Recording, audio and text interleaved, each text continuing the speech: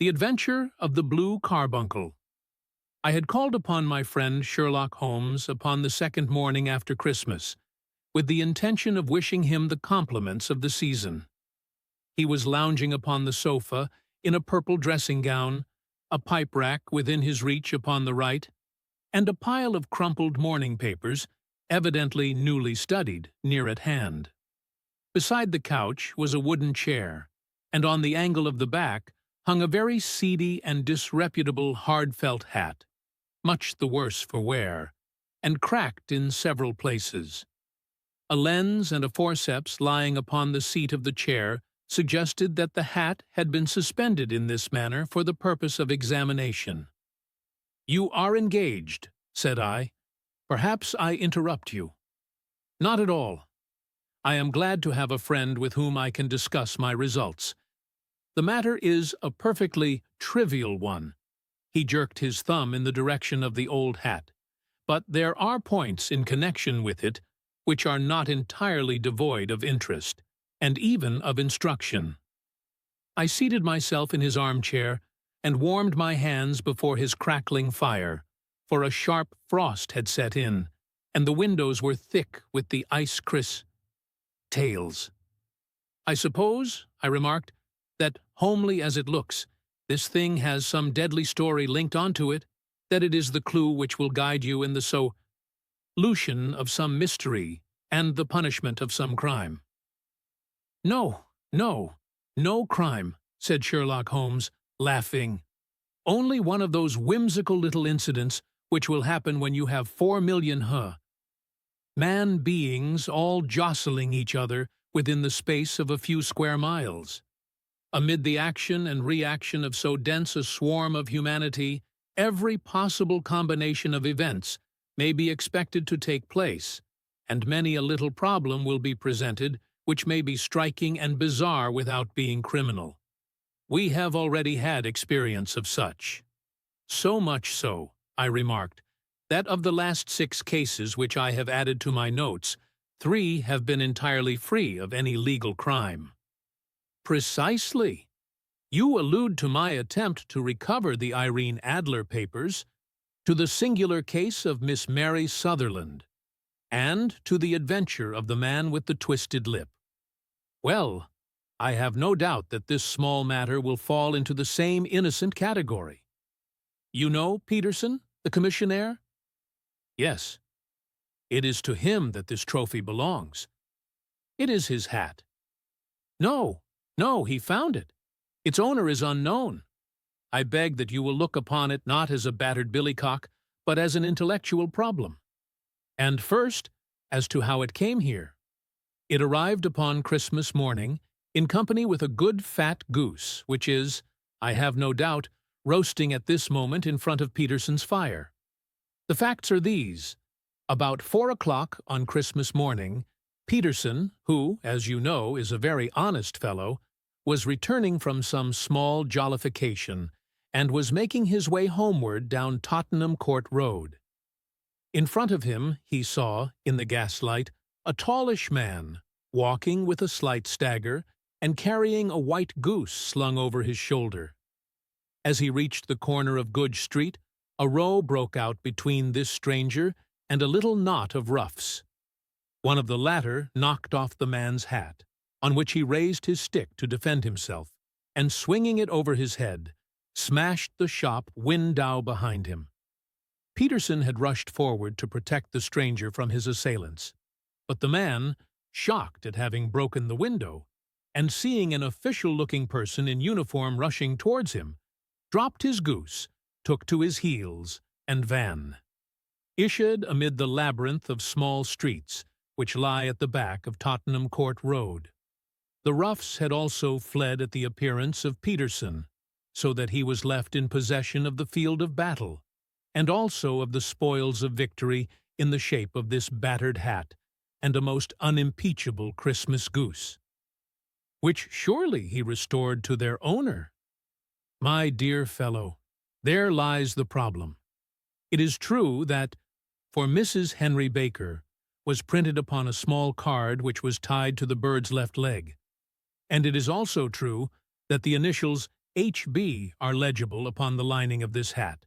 But as there are some thousands of bakers, and some hundreds of Henry Bakers in this city of ours, it is not easy to restore lost property to any one of them. What, then, did Peterson do? He brought round both hat and goose to me on Christmas morning, knowing that even the smallest problems are of interest to me. The goose we retained until this morning, when there were signs that, in spite of the slight frost, it would be well that it should be eaten without unnecessary delay. Its finder has carried it off, therefore, to fulfill the ultimate destiny of a goose, while I continue to retain the hat of the unknown gentleman who lost his Christmas dinner. Did he not advertise? No. Then, what clue could you have as to his identity? Only as much as we can deduce. From his hat? Precisely. But you are joking. What can you gather from this old battered felt? Here is my lens. You know my methods. What can you gather yourself as to the individuality of the man who has worn this article? I took the tattered object in my hands and turned it over rather ruefully. It was a very ordinary black hat of the usual round shape, hard, and much the worse for wear. The lining had been of red silk, but was a good deal discolored. There was no maker's name, but, as Holmes had remarked, the initials HB were scrawled upon one side. It was pierced in the brim for a hat securer, but the elastic was missing. For the rest, it was cracked, exceedingly dusty, and spotted in several places, although there seemed to have been some attempt to hide the discolored patches by smearing them with ink. "I can see nothing," said I, handing it back to my friend. "On the contrary, Watson, you can see everything. You fail, however, to reason from what you see. You are too timid in drawing your inferences. Then, pray tell me what it is that you can infer from this hat?" He picked it up and gazed at it in the peculiar introspective fashion which was characteristic of him. "It is perhaps less suggestive than it might have been," he remarked, "and yet there are a few inferences which are very distinct, and a few others which represent at least a strong balance of probability. That the man was highly intellectual is of course obvious upon the face of it, and also that he was fairly well-to-do within the last 3 years, although he has now fallen upon evil days. He had foresight, but has less now than formerly, pointing to a moral retrogression, which, when taken with the decline of his fortunes, seems to indicate some evil influence, probably drink, at work upon him. This may account also for the obvious fact that his wife has ceased to love him.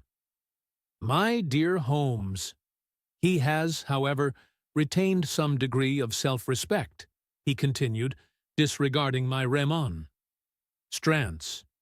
He is a man who leads a sedentary life, goes out little, is out of training entirely, is middle-aged, has grizzled hair which he has had cut within the last few days, and which he anoints with lime cream.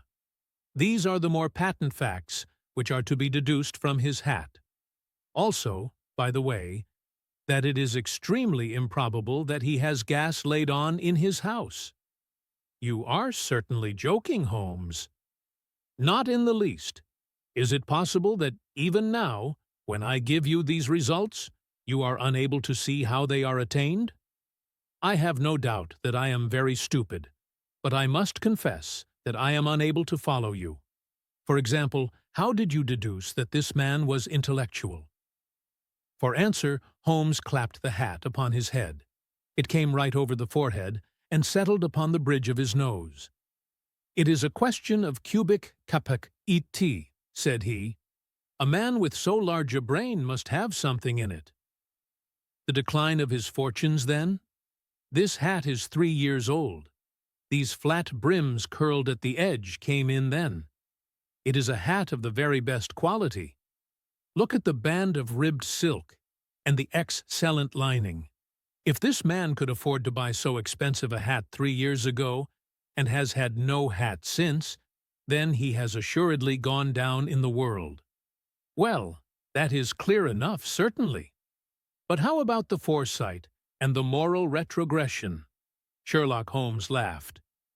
Here is the foresight, said he, putting his finger upon the little disc and loop of the hat securer. They are never sold upon hats. If this man ordered one, it is a sign of a certain amount of foresight, since he went out of his way to take this precaution against the wind. But since we see that he has broken the elastic and has not troubled to replace it, it is obvious that he has less foresight now than formerly, which is a distinct proof of a weakening nature. On the other hand, he has endeavored to conceal some of these stains upon the felt by daubing them with ink, which is a sign that he has not entirely lost his self-respect. Your reasoning is certainly plausible. The further points that he is middle-aged, that his hair is grizzled, that it has been recently cut, and that he uses lime cream are all to be gathered from a close examination of the lower part of the lining. The lens discloses a large number of hair ends, clean cut by the scissors of the barber. They all appear to be adhesive, and there is a distinct odor of lime cream. This dust, you will observe, is not the gritty gray dust of the street, but the fluffy brown dust of the house, showing that it has been hung up indoors most of the time, while the marks of moisture upon the inside are proof positive that the wearer perspired very freely, and could therefore hardly be in the best of training. But his wife! You said that she had ceased to love him. This hat has not been brushed for weeks. When I see you, my dear Watson, with a week's accumulation of dust upon your hat, and when your wife allows you to go out in such a state, I shall fear that you also have been unfortunate enough to lose your wife's affection. But he might be a bachelor. Nay, he was bringing home the goose as a peace, offering to his wife. Remember the card upon the bird's leg. You have an answer to everything. But how on earth do you deduce that the gas is not laid on in his house? One tallow stain, or even two, might come by chance. But when I see no less than 5, I think that there can be little doubt that the individual must be brought into frequent contact with burning tail. Lo, walks upstairs at night, probably with his hat in one hand and a guttering candle in the other. How? He never got tallow stains from a gas jet. Are you satisfied? Well, it is very ingenious, said I, laughing. But since, as you said just now, there has been no crime committed, and no harm done save the loss of a goose, all this seems to be rather a waste of energy. Sherlock Holmes had opened his mouth to reply when the door flew open, and Peterson, the calm missionaire, rushed into the apartment with flushed cheeks and the face of a man who is dazed with astonishment. "The goose, Mr. Holmes! The goose, sir!" he gasped. "Eh? What of it, then? Has it returned to life and flapped off through the kitchen window?" Holmes twisted himself round upon the sofa to get a fairer view of the man's excited face. "See here, sir! See what my wife found in its crop!" He held out his hand and displayed upon the center of the palm a brilliantly scintillating blue stone, rather smaller than a bean in size, but of such purity and radiance that it twinkled like an electric point in the dark hollow of his hand. Sherlock Holmes sat up with a whistle. "By Jove, Peterson," said he, "this is treasure trove indeed. I suppose you know what you have got?" "A diamond, sir?" "A precious stone. It cuts into glass as though it were putty." "It's more than a precious stone. It is the precious stone." "Not the Countess of Morcar's Blue Carbuncle," I ejaculated. "Precisely so. I ought to know its size and shape, seeing that I have read the advertisement about it in the Times every day lately. It is absolutely unique, and its value can only be conjectured. But the reward offered of £1,000 is certainly not within a 20th part of the market price." £1,000! Great Lord of mercy! The commissionaire plumped down into a chair and stared from one to the other of us. That is the reward, and I have reason to know that there are sentimental considerations in the back.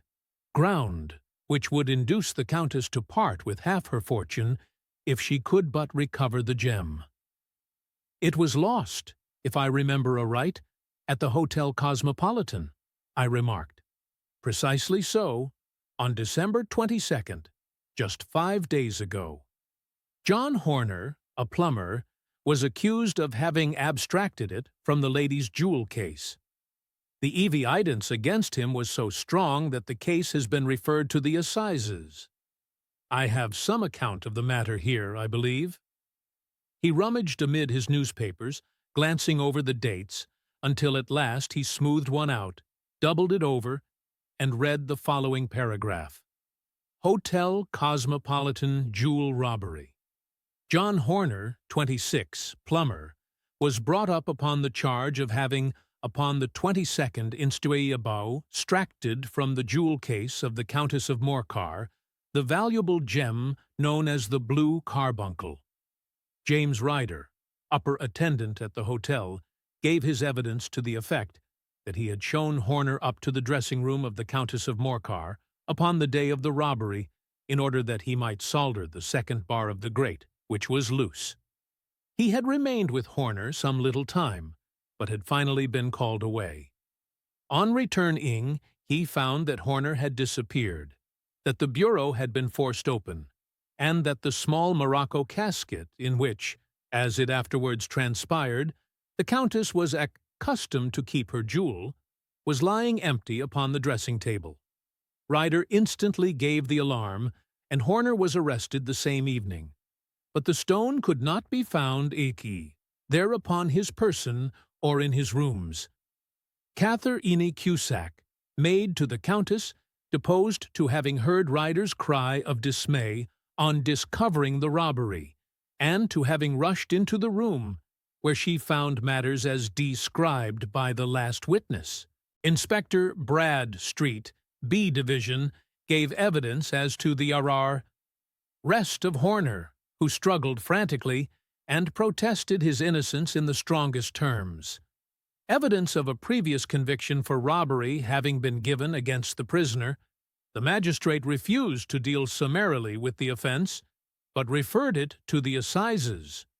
Horner, who had shown signs of intense emotion during the proceedings, fainted away at the conclusion, and was carried out of court. So much for the police court, said Holmes thoughtfully, tossing aside the paper.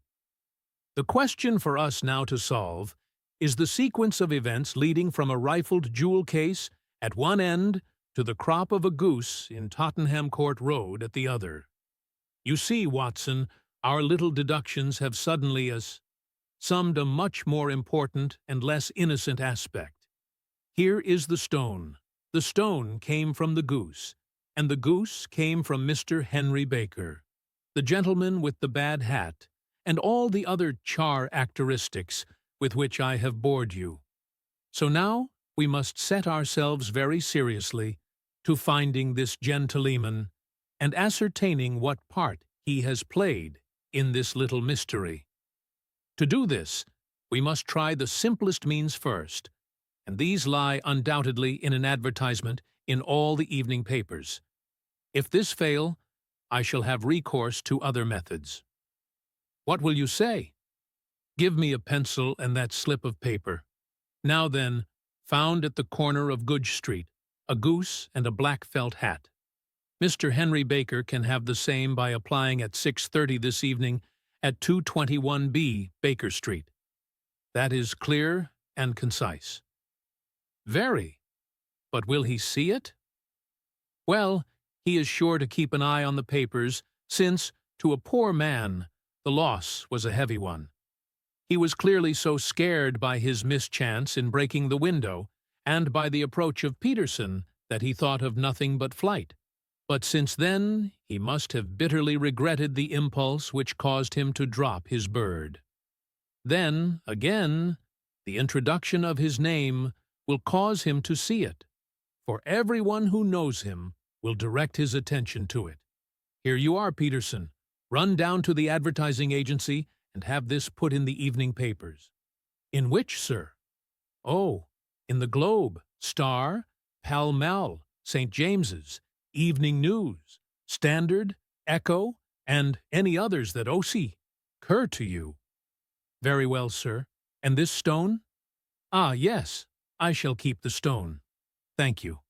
And, I say, Peterson, just buy a goose on your way back and leave it here with me, for we must have one to give to this gentleman in place of the one which your family is now devouring."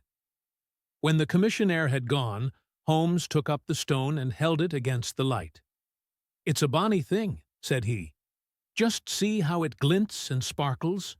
Of course it is a nucleus and focus of crime. Every good stone is. They are the devil's pet baits. In the larger and older jewels, every facet may stand for a bloody deed. This stone is not yet 20 years old. It was found in the banks of the Amoy River in southern China, and is remarkable in having every characteristic of the carbuncle, save that it is blue in shade instead of ruby red. In spite of its youth, it has already a sinister history. There have been 2 murders, a vitriol throwing, a suicide, and several robberies brought about for the sake of this 40-grain weight of crystallized charcoal. Who would think that so pretty a toy would be a purveyor to the gallows and the prison?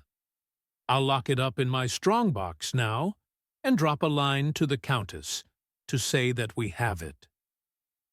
Do you think that this man Horner is innocent? I cannot tell. Well then, do you imagine that this other one, Henry Baker, had anything to do with the matter? It is, I think, much more likely that Henry Baker is an absolutely innocent man, who had no idea that the bird which he was carrying was of considerably more value than if it were made of solid gold. That, however, I shall determine by a very simple test, if we have an answer to our advertisement. And you can do nothing until then? Nothing. In that case, I shall continue my professional round. But I shall come back in the evening, at the hour you have mentioned, for I should like to see the solution of so tangled a business. Very glad to see you. I dine at 7. There is a woodcock, I believe. By the way, in view of recent occurrences, perhaps I ought to ask Mrs. Hudson to examine its crop. I had been delayed at a case, and it was a little after 6:30 when I found myself in Baker Street once more. As I approached the house, I saw a tall man in a Scotch bonnet, with a coat which was but toned up to his chin, waiting outside in the bright semicircle which was thrown from the fanlight. Just as I arrived, the door was opened, and we were shown up together to Holmes's room. "Mr. Henry Baker, I believe," said he, rising from his armchair and greeting his visitor with the easy air of geniality which he could so readily assume. "Pray, take this chair by the fire, Mr. Baker. It is a cold night, and I observe that your circulation is more adapted for summer than for winter. Ah, Watson, you have just come at the right time. Is that your hat, Mr. Baker?" "Yes, sir, that is undoubtedly my hat." He was a large man with rounded shoulders, a massive head, and a broad, intelligent face, sloping down to a pointed beard of grizzled brown. A touch of red in nose and cheeks, with a slight tremor of his extended hand, recalled Holmes's surmise as to his habits. His rusty black frock coat was buttoned right up in front, with the collar turned up, and his lank wrists protruded from his sleeves without a sign of cuff or shirt. He spoke in a slow, staccato fashion, choosing his words with care, and gave the impress, scion generally of a man of learning and letters who had had ill usage at the hands of fortune. "We have retained these things for some days," said Holmes, "because we expected to see an advertisement from you giving your address. I am at a loss to know now why you did not advertise. Our visitor gave a rather shamefaced laugh. "Shillings have not been so plentiful with me as they once were," he remarked. "I had no doubt that the gang of roughs who assaulted me had carried off both my hat and the bird. I did not care to spend more money in a hopeless attempt at recovering them. Very naturally. By the way, about the bird, we were compelled to eat it." To eat it! Our visitor half rose from his chair in his excitement. "Yes, it would have been of no use to anyone had we not done so. But I presume that this other goose upon the sideboard, which is about the same weight and perfectly fresh, will answer your purpose equally well?" "Oh, certainly, certainly," answered Mr. Baker with a sigh of relief. "Of course, we still have the feathers, legs, crop, and so on of your own bird, so if you wish—" The man burst into a hearty laugh. "They might be useful to me as relics of my adventure," said he, "but beyond that, I can hardly see what use the disjecta membra of my late acquaintance are going to be to me. No, sir, I think that, with your permission, I will confine my attentions to the excellent bird which I perceive upon the sideboard." Sherlock Holmes glanced sharply across at me with a slight shrug of his shoulders. "There is your hat, then, and there your bird," said he. "By the way, would it bore you to tell me where you got the other one from? I am somewhat of a fowl fancier, and I have seldom seen a better-grown goose."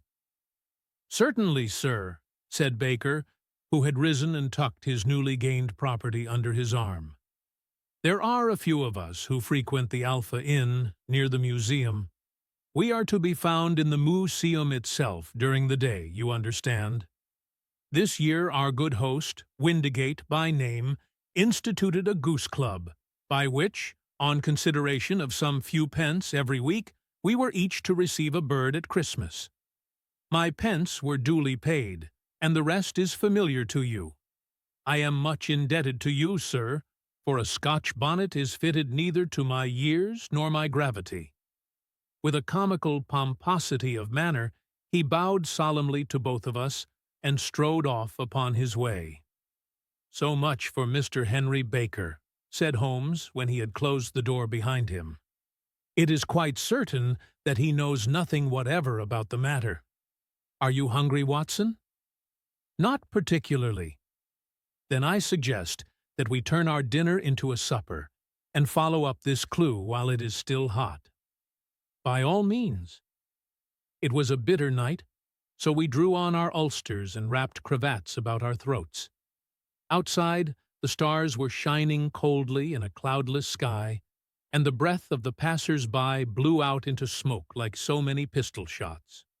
Our footfalls rang out crisply and loudly as we swung through the Doctor's Quarter, Wimpole Street, Harley Street, and so through Wigmore Street into Oxford Street. In a quarter of an hour, we were in Bloomsbury at the Alpha Inn, which is a small public house at the corner of one of the streets which runs down into Holborn. Holmes pushed open the door of the private bar and ordered 2 glasses of beer from the ruddy-faced, white-aproned landlord. "Your beer should be excellent if it is as good as your geese," said he. "My geese?" The man seemed surprised. "Yes. I was speaking only half an hour ago to Mr. Henry Baker, who was a member of your goose club." "Ah, yes, I see. But you see, sir, them's not our geese." "Indeed? Whose then?" "Well, I got the 2 dozen from a salesman in Covent Garden." "Indeed?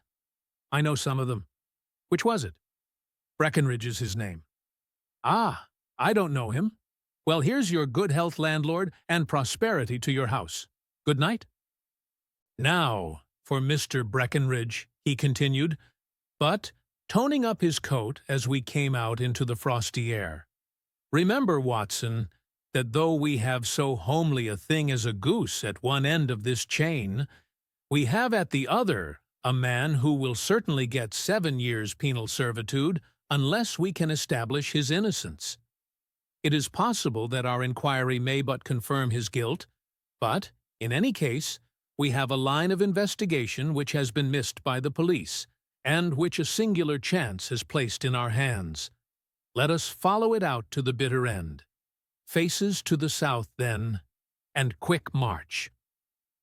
We passed across Holborn, down Endell Street, and so through a zigzag of slums to Covent Garden Market. One of the largest stalls bore the name of Breckenridge upon it, and the proprietor, a horsey-looking man, with a sharp face and trim side whiskers, was helping a boy to put up the shutters. "Good evening. It's a cold night," said Holmes. The salesman nodded and shot a questioning glance at my companion. "Sold out of geese, I see," continued Holmes, pointing at the bare slabs of marble. "Let you have 500 tomorrow morning." "That's no good." "Well, there are some on the stall with the gas flare." "Ah, but I was recommended to you." "Who by?" "The landlord of the Alpha." "Oh, yes. I sent him a couple of dozen." "Fine birds they were, too. Now where did you get them from?" To my surprise, the question provoked a burst of anger from the salesman. "Now then, mister," said he, with his head cocked and his arms akimbo, "what are you driving at? Let's have it straight, now." "It is straight enough. I should like to know who sold you the geese which you supplied to the Alpha." "Well, then, I shan't tell you. So now—" "Oh, it is a matter of no importance. But I don't know why you should be so warm over such a trifle." "Warm? You'd be as warm, maybe, if you were as pestered as I am. When I pay good money for a good article, there should be an end of the business. But it's, where are the geese? And who did you sell the geese to? And what will you take for the geese? One would think they were the only geese in the world, to hear the fuss that is made over them." "Well, I have no connection with any other people who have been making inquiries," said Holmes carelessly. "If you won't tell us the bet is off, that is all. But I'm always ready to back my opinion on a matter of fowls, and I have a fiver on it that the bird I ate is country bred." "Well, then, you've lost your fiver, for it's town bred," snapped the salesman. "It's nothing of the kind." "I say it is." "I don't believe it. Do you think you know more about fowls than I, who have handled them ever since I was a nipper? I tell you, all those birds that went to the Alpha were town bred." "You'll never persuade me to believe that." "Will you bet, then?" "It's merely taking your money, for I know that I am right. But I'll have a sovereign on with you, just to teach you not to be obstinate." The salesman chuckled grimly. "Bring me the books, Bill," said he. The small boy brought round a small, thin volume and a great greasy-backed one, laying them out together beneath the hanging lamp. "Now then, Mr. Cocksure," said the salesman, "I thought that I was out of geese, but before I finish you'll find that there is still one left in my shop. You see this little book? Well, that's the list of the folk from whom I buy. Do you see? Well then, here on this page are the country folk, and the numbers after their names are where their accounts are in the big ledger. Now then, you see this other page in red ink? Well, that is a list of my town suppliers. Now, look at that third name. Just read it out to me." "Mrs. Oakshott, 117, Brixton Road, 249, read Holmes. "Quite so. Now turn that up in the ledger." Holmes turned to the page indicated. "Here you are, Mrs. Oakshott, 117, Brixton Road, egg and pole. Try supplier. Now then, what's the last entry? December 22nd, 24 geese at 7 shillings, 6 Ds. Quite so. There you are. And underneath? Sold to Mr. Windigate of the Alpha at 12 seconds. What have you to say now?" Sherlock Holmes looked deeply chagrined. He drew a sovereign from his pocket and threw it down upon the slab, turning away with the air of a man whose disgust is too deep for words. A few yards off he stopped under a lamp-post and laughed in the hearty, noiseless fashion which was peculiar to him. When you see a man with whiskers of that cut and the pink 'un protruding out of his pocket, you can always draw him by a bet," said he. I dare say that if I had put £100 down in front of him, that man would not have given me such complete information as was drawn from him by the idea that he was doing me on a wager. Well, Watson, we are, I fancy, nearing the end of our quest, and the only point which remains to be determined is whether we should go on to this Mrs. Oakshott tonight, or whether we should reserve it for tomorrow. It is clear from what that surly fellow said that there are others besides ourselves who are anxious about the matter, and I should—" His remarks were suddenly cut short by a loud hubbub which broke out from the stall which we had just left. Turning round, we saw a little rat-faced fellow standing in the center of the circle of yellow light which was thrown by the swinging lamp, while Breckinridge, the salesman, framed in the door of his stall, was shaking his fists fiercely at the cringing figure. "I've had enough of you and your geese," he shouted. "I wish you were all at the devil together. If you come pestering me any more with your silly talk, I'll set the dog at you. You bring Mrs. Oakshott here, and I'll answer her. But what have you to do with it? Did I buy the geese off you?" "No, but one of them was mine all the same," whined the little man. "Well then, ask Mrs. Oakshott for it." "She told me to ask you." "Well, you can ask the King of Prussia for all I care. I've had enough of it. Get out of this." He rushed fiercely forward, and the inquirer flitted away into the darkness. "Ah, this may save us a visit to Brixton Road," whispered Holmes. "Come with me, and we will see what is to be made of this fellow." Striding through the scattered knots of people who lounged round the flaring stalls, my companion speedily overtook the little man and touched him upon the shoulder. He sprang round, and I could see in the gaslight that every vestige of color had been driven from his face. "Who are you, then? What do you want?" he asked in a quavering voice. "You will excuse me," said Holmes blandly, "but I could not help overhearing the questions which you put to the salesman just now. I think that I could be of assistance to you." "You? Who are you? How could you know anything of the matter?" "My name is Sherlock Holmes. It is my business to know what other people don't know." "But you can know nothing of this?" "Excuse me. I know everything of it. You are endeavoring to trace some geese, which were sold by Mrs. Oakshott, of Brixton Road, to a salesman named Breckinridge, by him in turn to Mr. Windigate of the Alpha, and by him to his club, of which Mr. Henry Baker is a member." "Oh, sir, you are the very man whom I have longed to meet," cried the little fellow with outstretched hands and quivering fingers. "I can hardly explain to you how interested I am in this matter." Sherlock Holmes hailed a four-wheeler which was passing. "In that case, we had better discuss it in a cozy room rather than in this wind-swept marketplace," said he. "But pray tell me, before we go farther, who it is that I have the pleasure of assisting." The man hesitated for an instant. "My name is John Robinson," he answered with a sidelong glance. "No, no, the real name," said Holmes sweetly. "It is always awkward doing business with an alias." A flush sprang to the white cheeks of the stranger.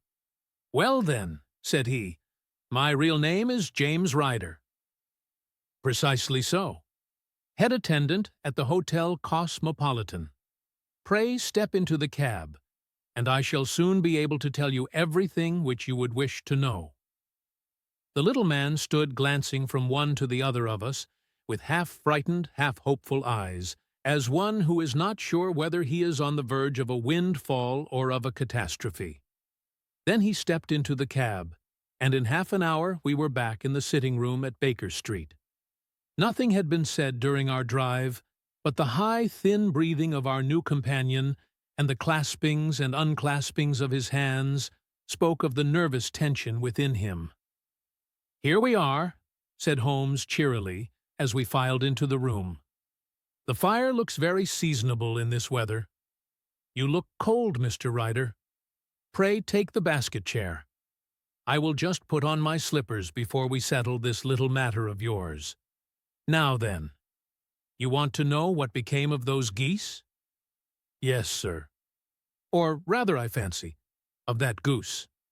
It was one bird, I imagine, in which you were interested. White, with a black bar across the tail." Ryder quivered with emotion.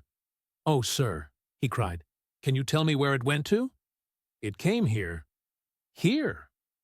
"Yes, and a most remarkable bird it proved. I don't wonder that you should take an interest in it. It laid an egg after it was dead, the bonniest, brightest little blue egg that ever was seen. I have it here in my museum." Our visitor staggered to his feet and clutched the mantelpiece with his right hand. Holmes unlocked his strong box and held up the blue carbuncle, which shone out like a star, with a cold, brilliant, many-pointed radiance. Ryder stood glaring with a drawn face, uncertain whether to claim or to disown it. "The game's up, Ryder," said Holmes quietly. "Hold up, man, or you'll be into the fire. Give him an arm back into his chair, Watson. He's not got blood enough to go in for felony with impunity. Give him a dash of brandy. So, now he looks a little more human. What a shrimp it is, to be sure." For a moment he had staggered and nearly fallen, but the brandy brought a tinge of color into his cheeks, and he sat staring with frightened eyes at his accuser. "I have almost every link in my hands, and all the proofs which I could possibly need, so there is little which you need tell me. Still, that little may as well be cleared up to make the case complete. You had heard, Ryder, of this blue stone of the Countess of Morcar's?" "It was Catherine Cusack who told me of it," said he in a crackling voice. "I see. Her ladyship's waiting maid. Well, the temptation of sudden wealth so easily acquired was too much for you, as it has been for better men for you. But you were not very scrupulous in the means you used. It seems to me, Ryder, that there is the making of a very pretty villain in you. You knew that this man Horner, the plumber, had been concerned in some such matter before, and that suspicion would rest the more readily upon him. What did you do, then? You made some small job in my lady's room, you and your confederate Cusack, and you managed that he should be the man sent for. Then, when he had left, you rifled the jewel case, raised the alarm, and had this unfortunate man arrested. You then—" Ryder threw himself down suddenly upon the rug and clutched at my companion's knees. "For God's sake, have mercy," he shrieked. "Think of my father, of my mother. It would break their hearts. I never went wrong before. I never will again. I swear it. I'll swear it on a Bible. Oh, don't bring it into court. For Christ's sake, don't."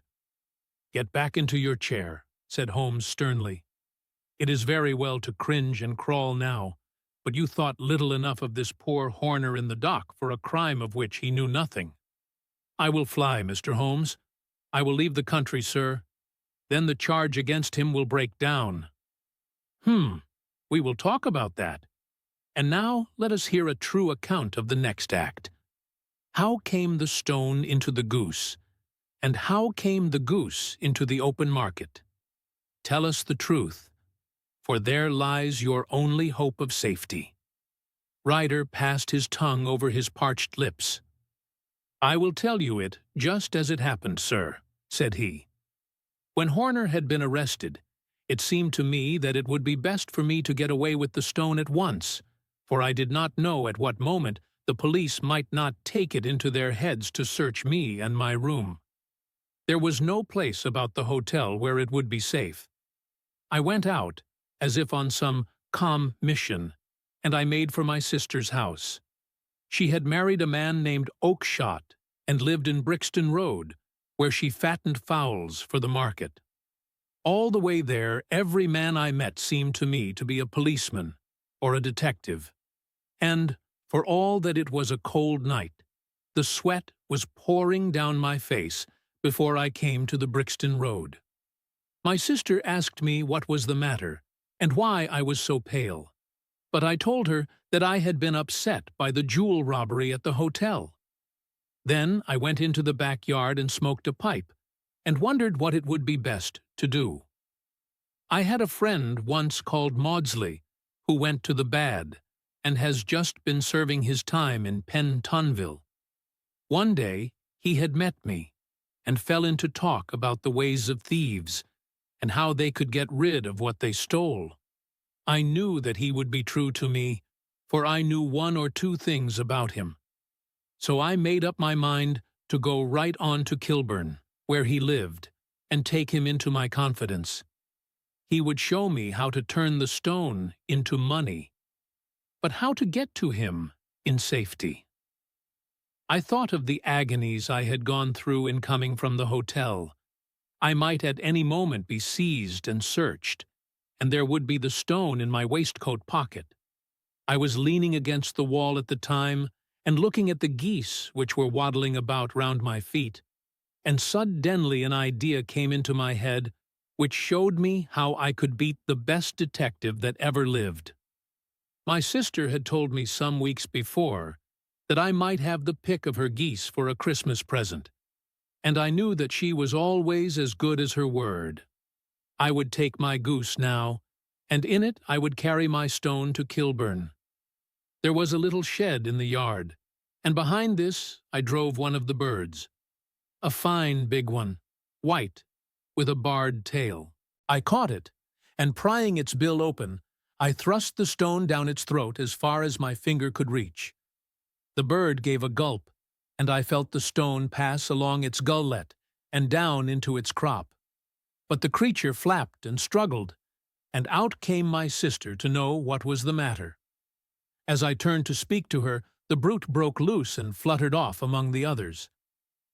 "Whatever were you doing with that bird, Jem?" says she. "Well," said I, "you said you'd give me one for Christmas, and I was feeling which was the fattest." "Oh," says she, "we've set yours aside for you. Jem's bird, we call it. It's the big white one over yonder. There's 26 of them, which makes one for you and one for us, and 24 for the market." "Thank you, Maggie," says I, "but if it is all the same to you, I'd rather have that one I was handling just now." "The other is a good 3 pound heavier," said she, "and we fattened it expressly for you." "Never mind, I'll have the other, and I'll take it now," said I. "Oh, just as you like," said she, a little huffed. "Which is it you want, then?" "That white one with the barred tail, right in the middle of the flock." "Oh, very well. Kill it, and take it with you." Well, I did what she said, Mr. Holmes, and I ride the bird all the way to Kilburn. I told my pal what I had done, for he was a man that it was easy to tell a thing like that to. He laughed until he choked, and we got a knife and opened the goose. My heart turned to water, for there was no sign of the stone, and I knew that some terrible mistake had occurred. I left the bird, rushed back to my sister's, and hurried into the backyard. There was not a bird to be seen there. "Where are they all, Maggie?" I cried. "Gone to the dealers, Jem." "Which dealers?" "Breckenridge, of Covent Garden." "But was there another with a barred tail?" I asked. "The same as the one I chose?" "Yes, Jem. There were 2 barred-tailed ones, and I could never tell them apart." Well, then, of course I saw it all, and I ran off as hard as my feet would carry me to this man Breckenridge. But he had sold the lot at once, and not one word would he tell me as to where they had gone. You heard him yourselves tonight. Well, he has a... Ways answered me like that. My sister thinks that I am going mad. Sometimes I think that I am myself. And now I am myself a branded thief, without ever having touched the wealth for which I sold my character. God help me! God help me! He burst into convulsive sobbing, with his face buried in his hands. There was a long silence, broken only by his heavy breathing and by the measured tapping of Sherlock Holmes's fingertips upon the edge of the table. Then my friend rose and threw open the door. "Get out," said he. "What, sir? Oh, heaven bless you! No more words! Get out!" And no more words were needed. There was a rush, a clatter upon the stairs, the bang of a door, and the crisp rattle of running footfalls from the street. "After all, Watson," said Holmes, reaching up his hand for his clay pipe, "I am not retained by the police to supply their deficiencies. If Horner were in danger, it would be another thing. But this fellow will not appear against him, and the case must collapse. I suppose that I am commuting a felony, but it is just possible that I am saving a soul. This fellow will not go wrong again. He is too terribly frightened. Send him to jail now, and you make him a jailbird for life. Besides, it is the season of forgiveness. Chance has put in our way a most singular and whimsical problem, and its solution is its own reward. If you will have the goodness to touch the bell, Doctor, we will begin another investigation, in which also a bird will be the chief feature."